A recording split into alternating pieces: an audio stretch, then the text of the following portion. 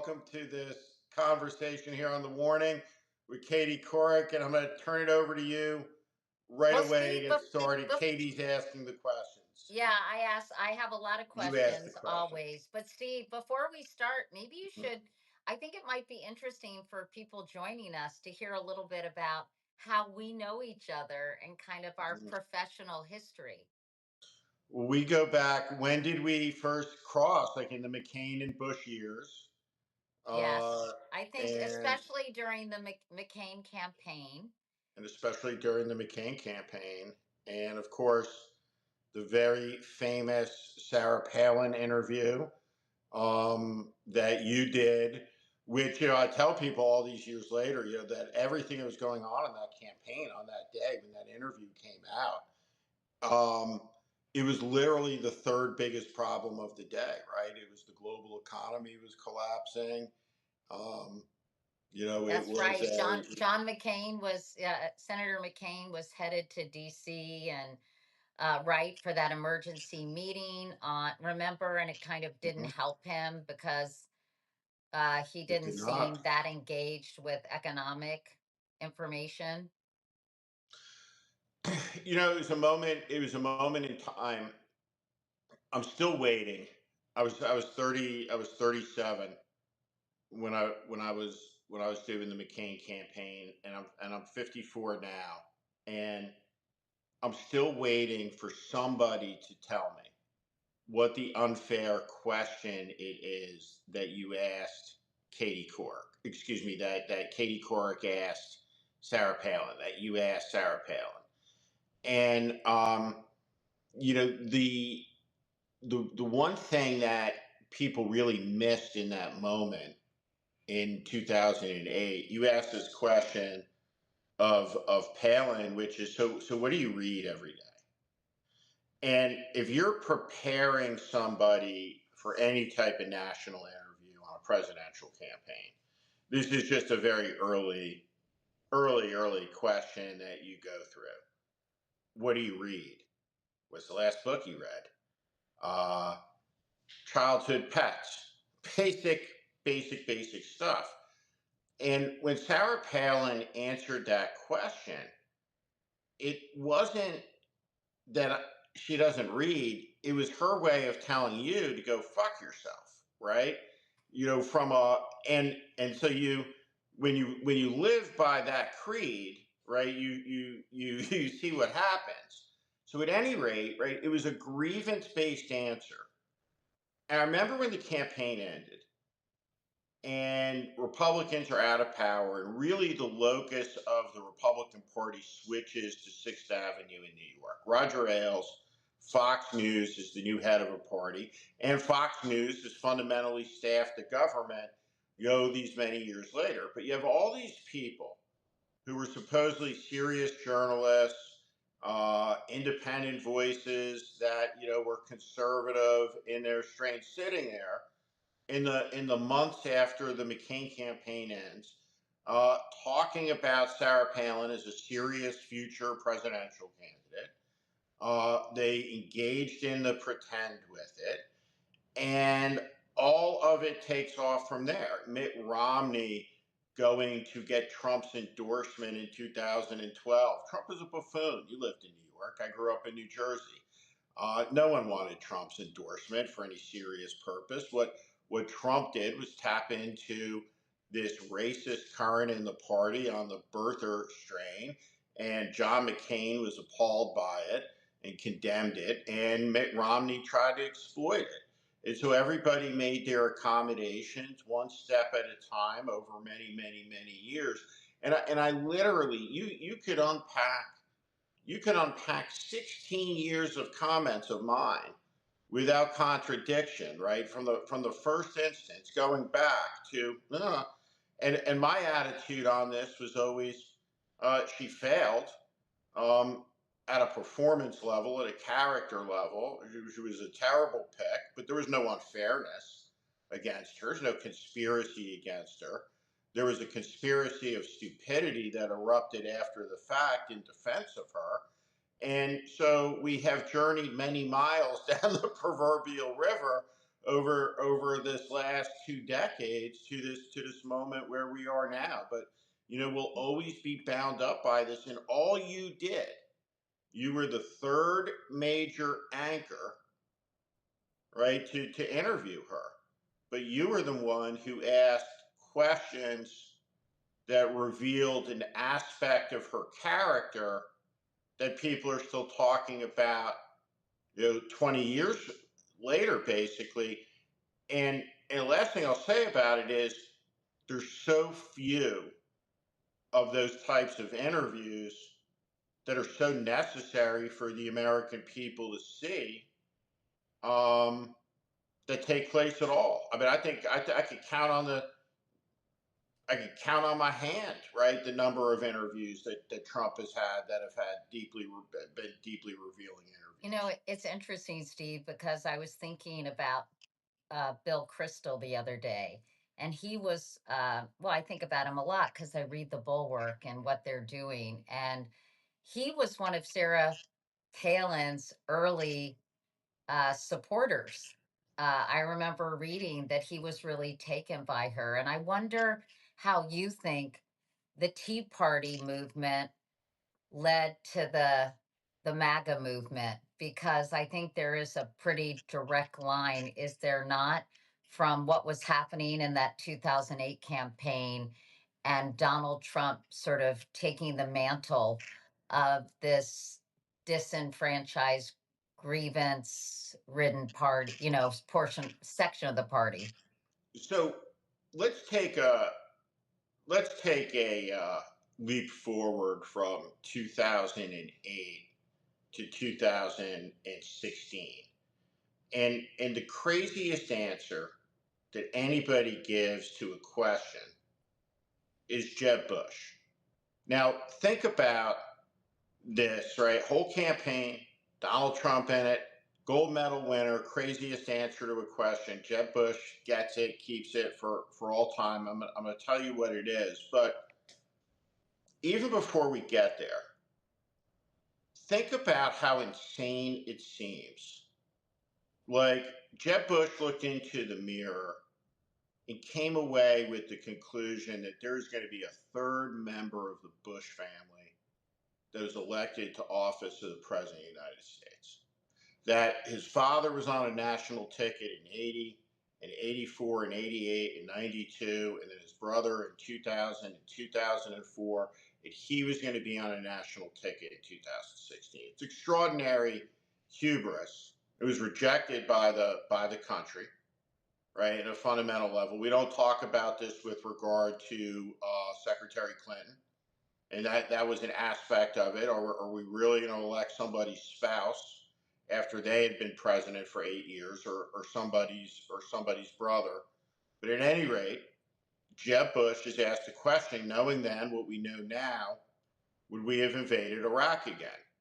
And Jeb Bush answers, he says, "Oh yes, absolutely. The world is much safer." And Trump looked at him and was basically like, "You are nuts," and that's dishonest. And so you have Trump on a constant basis finds himself in situations as the world's most prolific liar, and I mean that literally, where in politics, he's viewed in these exchanges as the more honest of the candidates. So the Tea Party movement embraced this noxious, birther, racist lie and has all of these toxic elements. But the Democrats have never been able to comprehend, though they're going to in this next election, that the Tea Party movement at its core was a reaction to the Bush presidency. It was a reaction to the spending. It was a reaction to the bailouts. It was a reaction to the lost wars.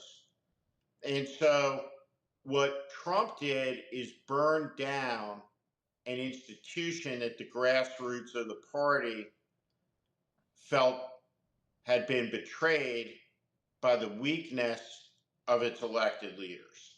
And so in 2009, the Republican Party is in the position the Democrats are now. They are in the minority in the Senate, in the minority in the House. And what happens? The locus of the party moves to a television studio. And Roger Ailes is the most powerful person politically in the country. Every single Republican that today is terrified of Trump was terrified of Ailes until Trump steamrolled Ailes. Roger Ailes made a move on Donald Trump during that campaign in 2016 after Donald Trump had said Megyn Kelly was bleeding out of her eyes. And Roger Ailes had basically said, well, that's enough. We're not going to tolerate that. We're not going to let one of our stars be abused by this guy. He's made a run. So this is New York politics, mob boss on mob boss, so to speak. And Roger Ailes proverbially wound up like Castellano outside of Sparks Steakhouse with the proverbial Trump sitting in the car with Sammy the Bull next to him. And that's what happened. And so you have the fusion of the party and the network into what I would argue now. I mean, I don't. There's no real debate about this in my mind anymore. It's when I every time we might have talked about this once that I've used the word fascist. It's always with some trepidation because I want to be precise. Don't want to be hyperbolic.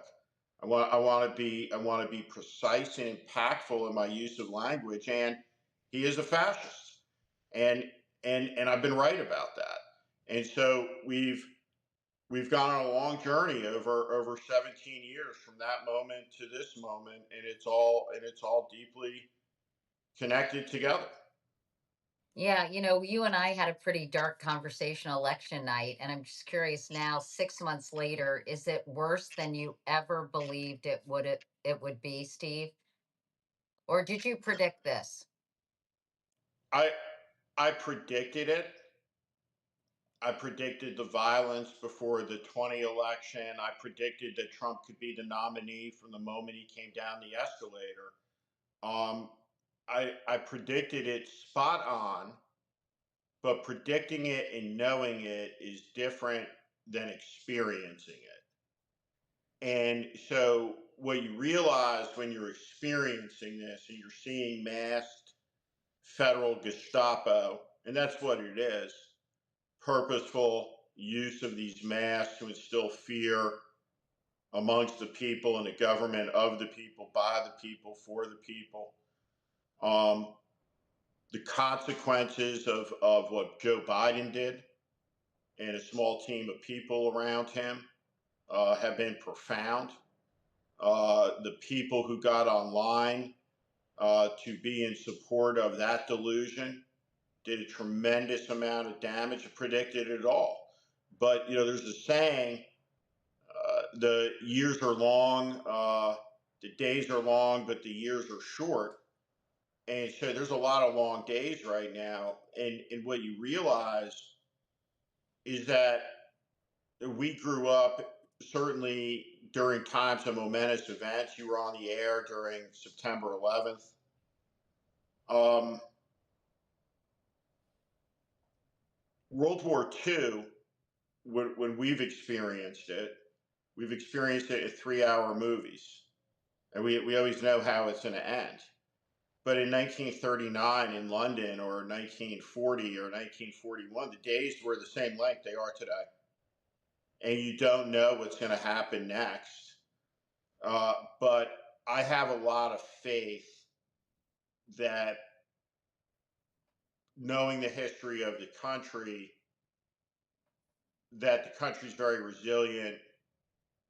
The American people are slow to anger and slow to rise, but are not inclined to tolerate the things that we're seeing happen. And I think it'll be massively repudiated in the end. I think it's going to be right a period of renewal that follows this, that is pretty profound, right? Yeah. Pretty important. And so there's a big fight coming in the country, and it's going to be exciting to be part of it. Somebody named Deborah Johnson just commented, what did Steve say about Biden? And it did want me to dig into Jake Tapper and Alex Thompson's book with you. It has been, gosh, controversial to say the least. I interviewed them, I guess it was last week or the week before in Washington. And um, a lot of people were very angry at them for writing this book. I know it's been actually, I think, exploited by right wing media in a way that I don't think they intended. But what did you think of the book? What do you think of exploring and examining this inner circle and President Biden and First Lady Jill Biden and their decision to stay in the race? And do you think there's room to legitimately analyze and even criticize their actions? Oh, I think that what they did is is is what Somebody they just did. wrote bad timing, Tapper, dumbass. That's the kind Well, of comments that I've been seeing a what I would lot. say, what I would say. Well, let me. You had an incapacitated president. I think that's being a little hyperbolic, Steve. President's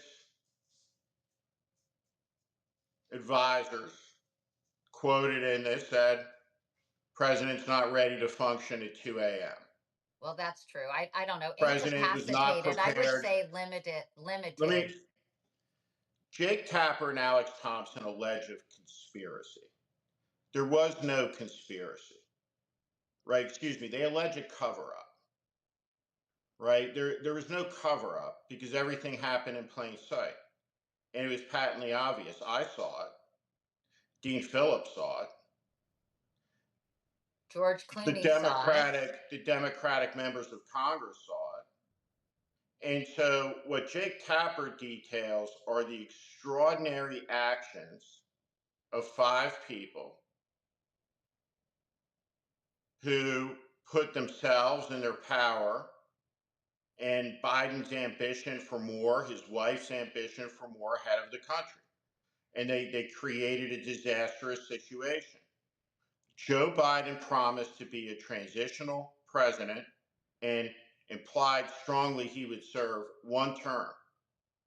From the get go, they used Trump as the rationale for Biden to break that promise under the delusion that only Biden could beat Trump, when in fact, Biden was probably the only Democrat who could lose to Trump. And the people that are responsible for that are Mike Donlin and Steve Ricchetti and Jill Biden and Anita Dunn and her husband. The president was manipulated. He wasn't shown the poll numbers. He didn't know what his standing was in the race. He didn't know that he was never ahead, not for a day.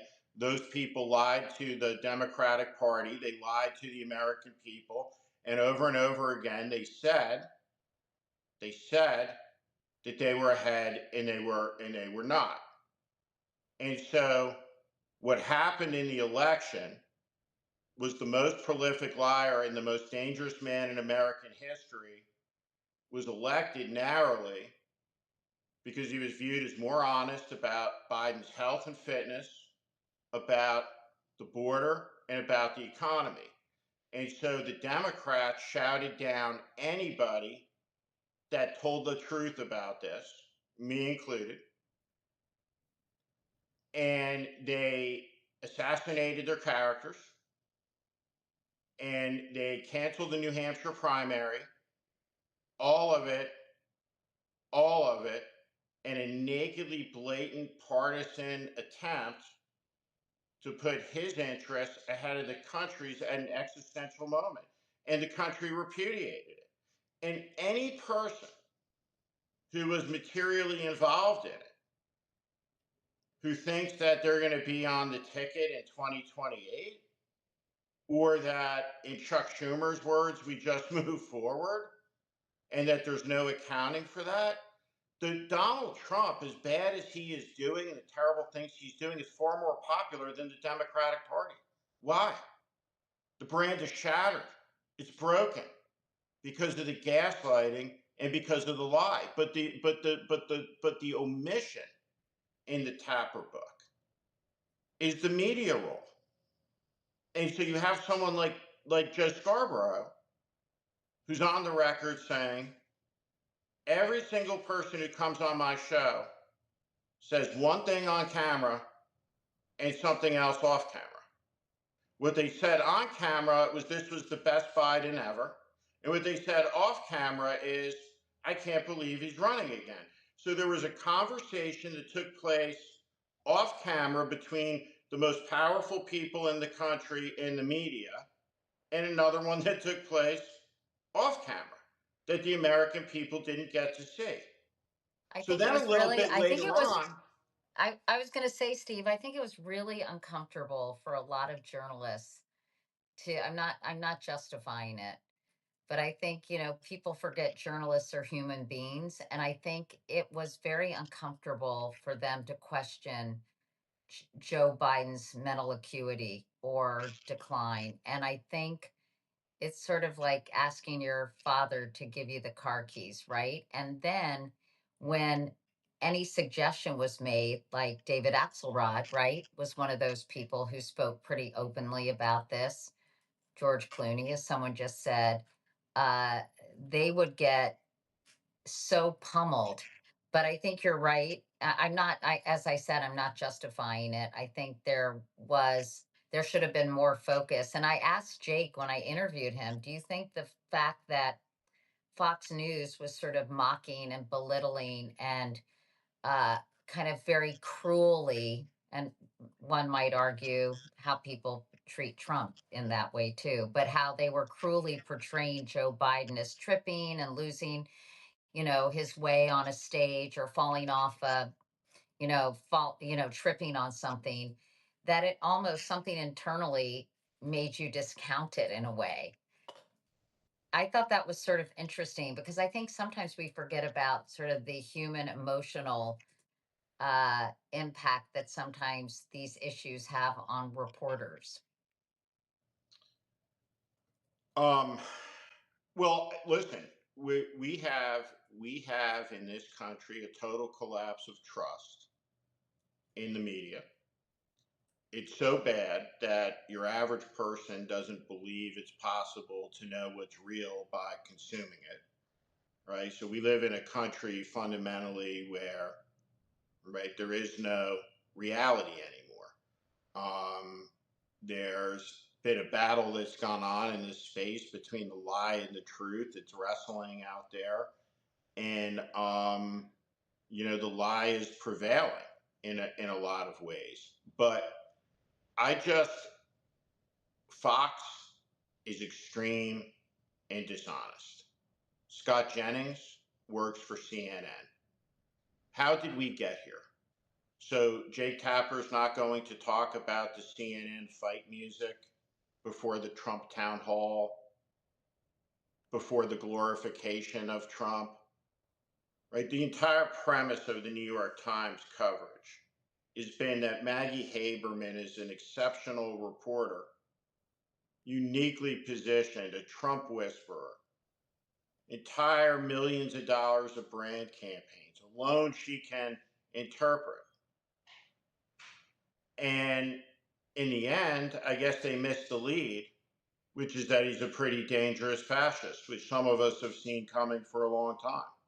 And, Yeah. and so in the end, everything that I said that would happen if Biden ran for a second term happened. I said it in 21. I said it in 22. And a lot of people have been brutalized by lying by powerful interests in the party, right?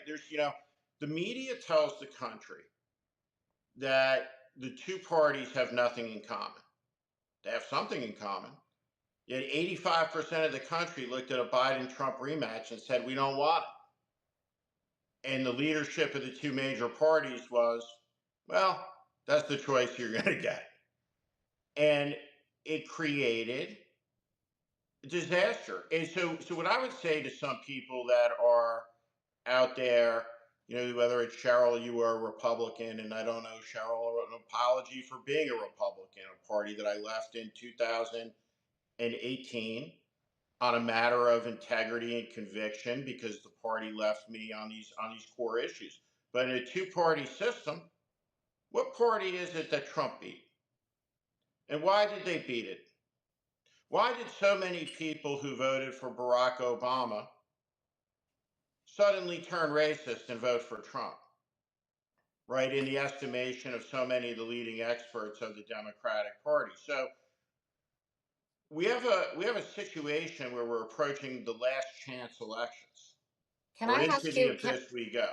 before we talk about the future, I just want to ask you one more question about the whole Biden sort of reevaluation. Do you think if Joe Biden had in fact, as he said, I'm gonna be a bridge to a new generation of leaders, and had made clear, maybe halfway through his presidency, granted he would have been a lame duck, and said, I'm not going to run. And a primary process could have happened, Steve. And the American people, even if they didn't know some of these names, could have, through a series of debates and public appearances, et cetera, been exposed to a new slate of candidates. Do you think, and again, this is pure speculation, that Donald Trump would have been defeated by whoever emerged as the strongest candidate in that process? Absolutely. Donald Trump was a historically weak candidate who beat the only Democrat that he could beat, and that was Biden. And I think Vice President Harris deserves a great deal of credit. I think she performed at the highest conceivable level that she's able to perform at in a political campaign with a terrible hand of cards. But every person around Biden saw the diminished capacity, and every person who said, "Hey, he ought to be president till he's 86," was reckless, and it has opened the gates to the gravest threat the country faces since the Civil War. And so now, right, the idea that those same people who shouted everybody down get to say now, conversation's over, we'll tell you who's going to run next time. Absolutely not. Absolutely not. And so there are some great young Democrats who have no attachment to this, who are unencumbered, untainted by it, did not gaslight the country. And those are the people that are the future of the Democratic Party, not the people that are part of this. Who are some of the people who you're looking at in terms of 2028? I know that Pete Buttigieg just announced he's not going to run for Senate, so he can focus on potentially running for president in 2028. Are there other candidates on the horizon that give you real hope? Um, I look at somebody. So first off, I think we have to reject the idea as a first principle that the predicate to be elected president requires you to serve in the Senate or as governor. This does not serve the country well. This graduate school approach that you want to get into Harvard Law, well, you got to go to Harvard and then to, the right high school nonsense. So in the Biden episode, against the entirety of the elected leadership of the Democratic Party, people who showed real integrity and real character, start with George Clooney. I start with Dean Phillips. Now, when I look at somebody who was on my program, and I asked him a question, I said, if you were president, what would you do? Jake Auchincloss, who is a congressman, a Rhodes Scholar, and a Marine officer, knows exactly what he would want to do as president. AOC has a 30% national approval level. 30%. If she gets that up, she could be a formidable candidate. She could be a formidable candidate in the Democratic primary. But is somebody with a 30% approval level going to be the person to lead the party out of the wilderness? Is the the country that's trying to say something to Democrats looking for a socialist from the Bronx in New York? So J.B. Pritzker, Wes Moore, Josh Shapiro, the governors. Gavin Newsom put himself into position as being one of the chief gaslighters for Joe Biden. And Gavin Newsom's position on this was, hey, I was loyal to Biden, and that's what matters. You weren't loyal to the country when it mattered, right? And you lost your credibility. And so in order to beat Trump, it requires the ability to be honest and tell the truth about the orgy of corruption going on. When Chuck Schumer comes out and he says, after Menendez is arrested with the gold bars in his jacket, that, hey, Menendez was a great public servant for the people in New Jersey. Right? So what we have is a sort of tribal warfare between these D people and the R people. And none of the people who are with us, by the way, are invited to any of these rooms. Right? Mm-hmm. They're not represented. And so they deserve to be told the truth. And when you look at the Jake Tapper book, the fundamental mistruth of the Tapper book is that Tapper says, well, this is worse than Watergate, which I guess makes him Bob Woodward, except for there was no cover up because everything that happened in plain sight. There was a conspiracy of people strong arming any dissent and cracking down on the statement of obvious. So all the Democrats who looked at Donald Trump and the Republicans with total disdain, and I didn't stay in line, I got out of line.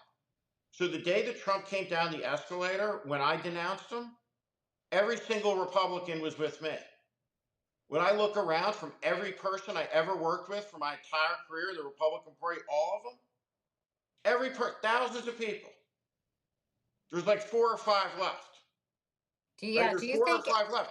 And the Democrats watching that did the same exact thing with Biden. They all got online with something they knew was absurd and delusional. And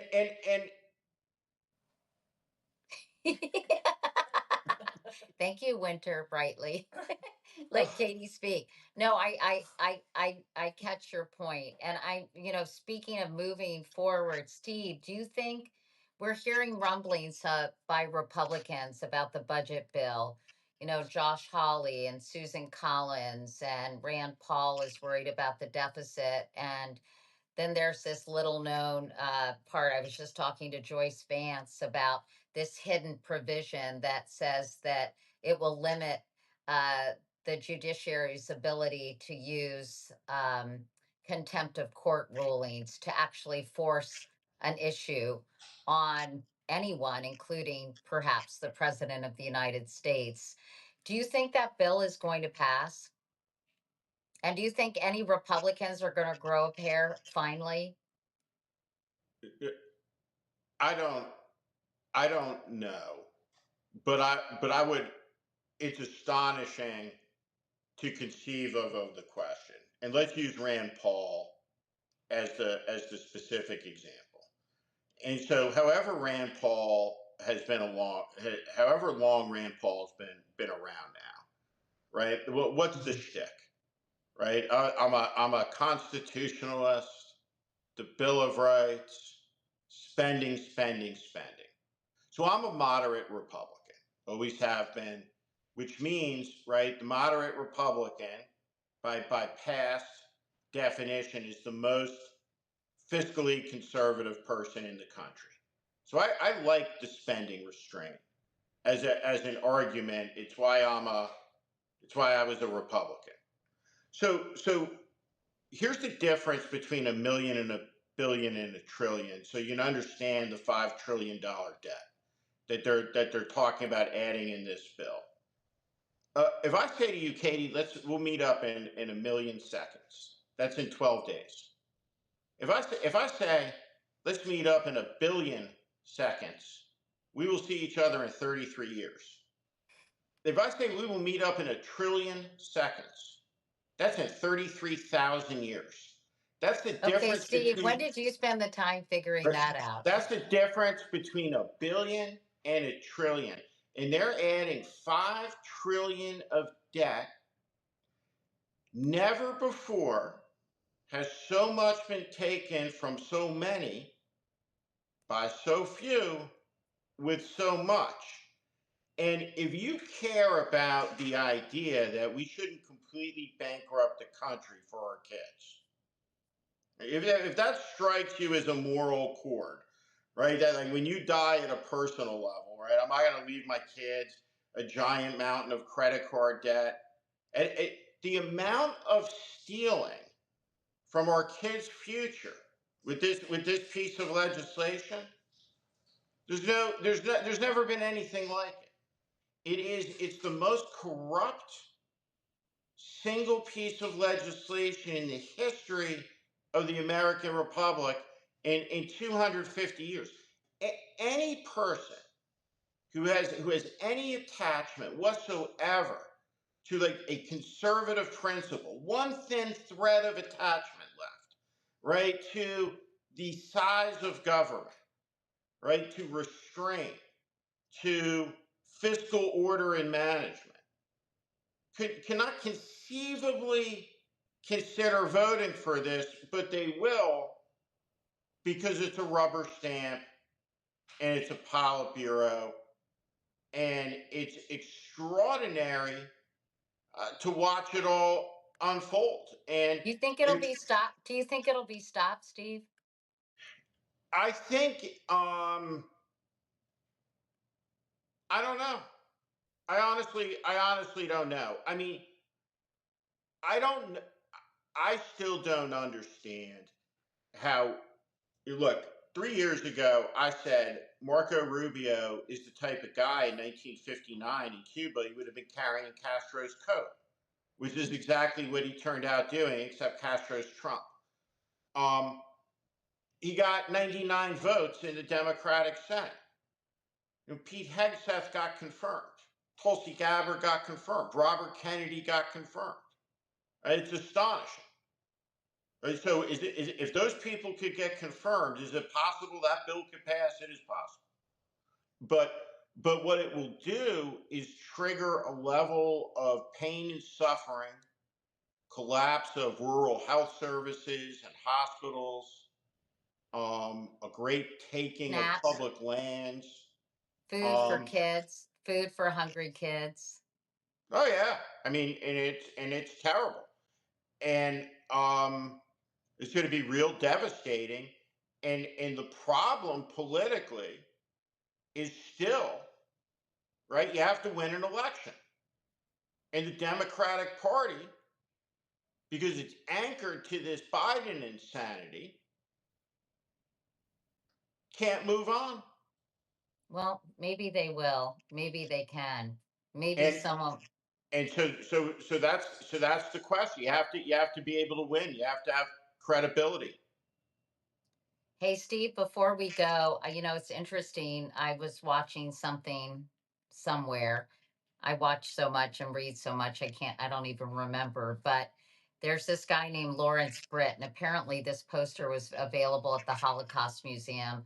But it was the early warning signs of fascism. I'm sure you've seen this. This was written in 2003.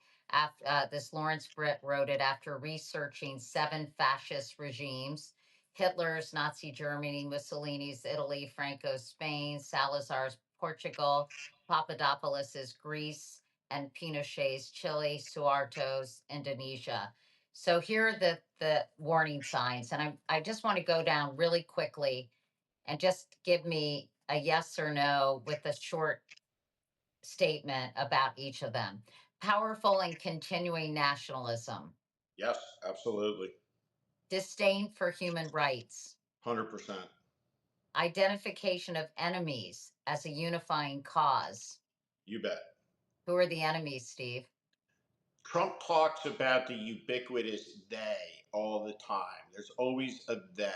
And the they is a phantom, an amorphous ghost that transit the corporate space, the media space. Anybody who is opposed to Trump is a part of the insidious they and to be targeted. And you hear the words that he uses, that people are scum or they're sick or they're deranged or they're nasty, that every criticism results in a full-on character attack. For example, Scott Pelley.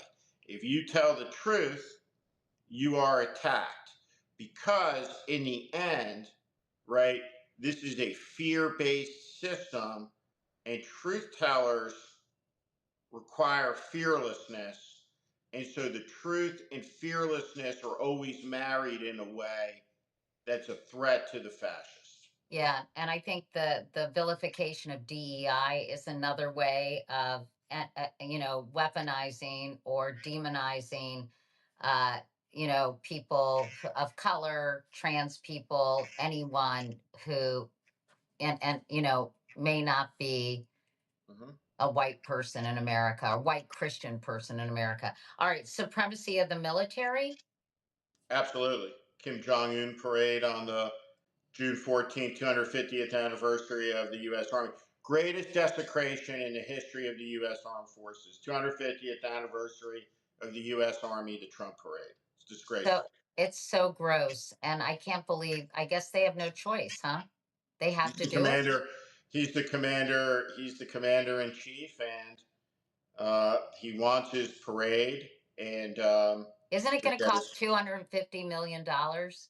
I'm sure. And by the way, in my entire government career, anytime that anybody throws out a number of what it's going to cost, it has never one time ever cost less than that amount. It always costs 40% more, 100% of the time. Rampant sexism, Absolutely. controlled mass media. Yeah. Hello. Obsession with national security, Yep. religion and government intertwined. What we just are seeing in Oklahoma, for example. You just saw Pete Hegseth conduct a fundamentalist religious service at the Pentagon, Wasn't that crazy? and it is unconstitutional, it is inappropriate, and it is no good. I, This uh, is, yeah, go ahead. Wait, let me just read. There are only six more. Corporate power protected, Yep, labor power suppressed, yep, disdain for intellectuals and the arts. big time. Look at the Kennedy Center. Obsession with crime and punishment. Yep, Rampant cronyism and corruption. Check, off the check, check. charts. Fraudulent elections. I thought that was interesting. Yep, yeah. Perception's reality. I mean, it doesn't have to be a fraudulent election, but listen, the the original sin in all of this isn't what the people around Biden did. It's about the fact that you had a guy who lied about the results of a presidential election and somehow was able to overpower the society's truth tellers with the lie and convince half the country that an American presidential election that was free and fair and nearly pristine was not. One of the great tragedies in the history of the country. So I want to go back to your earlier thing just to close things out and to make people feel less depressed. Um, you said there is going to be, what did you say? There's going to be a reckoning, right? I think you said that. Yeah, And that this these things will not stand in essence. Why are you so confident of that, Steve? I believe in America. I have faith in the country. I have faith in the American people. And I understand how it is that Trump won. and there's been a terrible cost to the politics of self-interest. And what I want to say, to everybody who's making comments, I appreciate you so much getting on, taking time out of your day, and I want to do everything I can to try to persuade you of something in the next minute, which is that the most powerful people in the world are not owed your fandom. They're not owed your fandom. Stop being a fan. Be a citizen. And if you read the Jake Tapper book about the specifics of what people did, and I've been very critical about the book, about the omissions, about someone like Joe Scarborough who told his audience, F you if you don't believe it's the best Biden ever. Right? All of this dishonesty. We paid a terrible price for it. And that price is Donald Trump. And the idea that there's a good party and an evil MAGA party is not true. There is two dishonest parties, and the person who is the demagogue with a preternatural ability to lie and to grift is the person in a contest of dishonesty that prevailed. And the answer to get out of this is to be for better. And so there has always been moments of crisis and doubt around the 50th anniversaries of our independence. It was true at the 50th anniversary, and it's true at the 250th anniversary. And so the country came within 30 seconds of not surviving at Gettysburg. And the moment requires a lot of confrontation right now with some terrible ideas from a place of conviction, and integrity, and a recognition that what Donald Trump is smashing doesn't snap back into being when it's all over. But do we want to live in a country where we got guys with masks running around with FBI jackets, snatching people off of the streets, spreading fear? And the answer to that is absolutely not. And so what do we gotta do? What we have to do is we have to let go of the past, and specifically 15 to 20 people who were the architects of the political strategy that led to this catastrophe. That's what an opposition has to do. And so all over the country, right? If you're thinking of running for office, run for Congress, run for the state legislature. I think that there's going to be a civic awakening after this, right? But the idea that you can only see the dishonesty when it's committed by the other party and not inside your own. What Donald Trump has served to power on is hypocrisy. Because the one thing Trump is not a hypocrite. He's utterly transparent. He revels in his scumbaggery. He doesn't try to hide it. Trump's never ran as a good guy. He's run as a tough guy, a punisher for the people that ordinary people in this country feel so aggrieved at. He is the demagogue that the founders worried about and warned about from the very beginning. He came to be. If George Washington and Abraham Lincoln were here, right? If all the founders were here and we got 10 minutes with them, right? And we had to tell them, right, what happened, how did it work out? I mean, we would definitely want to show them the flag on the moon, right? I would definitely want to show them Barack Obama's picture, right? And then I would want to talk to them about not the things that they didn't see, but that they would understand pretty quickly how they came to be on a straight line from the vision and how it expanded. I think they get that right away. But the thing I'd want to talk to them about is that the demagogue that they saw in the 1780s Cleon was the Athenian demagogue. That's who they were worried about. He's here. He rose. In over 10 years' time, beginning with one chant that was lock her up. I remember being on TV at the time. I said, oh boy, banana republicanism, but that's fascism. And so, how did he get there? One step at a time, one day at a time. And how are we going to recover out of this?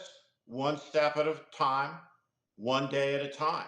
But the American people are going to have to make a Step up. decision, right? And they're going to get a vote. We get a vote in 2 years' time to either say, we want a group of people around Trump to tell him yes to everything he wants to do, or we want to check around this guy. And that's the question in 2026. Steve, I love talking to you. And I love talking to you, Katie. um, Anyway, thank you guys for watching. We've taken up a lot of time. I've heard that these conversations are both supposed to be 15 to 30 minutes, but I can't do that with Steve, you guys. We usually go on and on. But Steve, take care. Let's talk again Thanks, Katie. soon. You bet. You're My the best. pleasure. Good to see you. Bye. Good to see you. Bye, everyone.